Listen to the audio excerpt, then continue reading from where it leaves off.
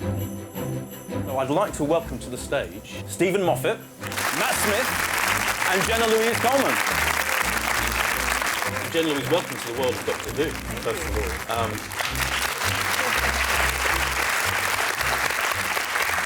Stephen sneaked you brilliantly into Asylum of the Daleks. Like now we all know you don't have to keep it a secret. Now you're here as the companion officially. How does it feel? It's wonderful. By the way, anybody who did see Asylum of the Daleks, it was brilliant that we could keep it a surprise. So thank you.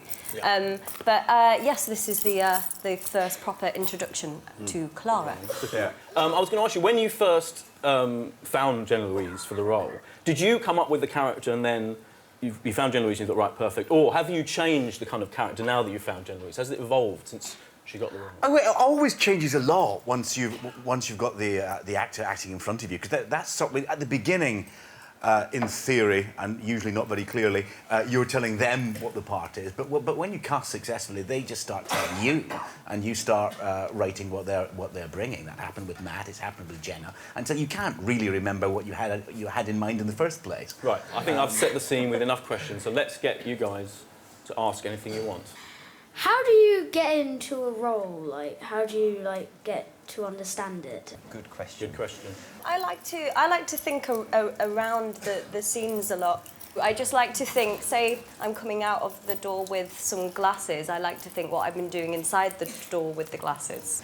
What I think you do is, you do a lot of research, you do a lot of practice on your lines, and then you turn up on the day and you're as courageous as possible. Doctor, which companion do you prefer, Clara or Amy?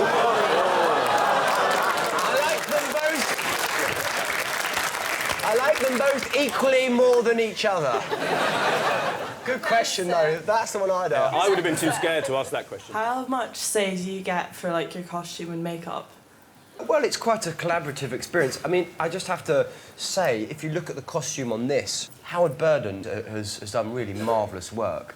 So he brings you great fabrics and Made textures everything from scratch and I don't really she's grated everything down and roughed everything. Who's brilliant. Yeah, but it's quite a collaborative experience. We do like the top hat. The top hat. It's nice, isn't it? Great. Yeah. Are you going to carry on wearing the top hat?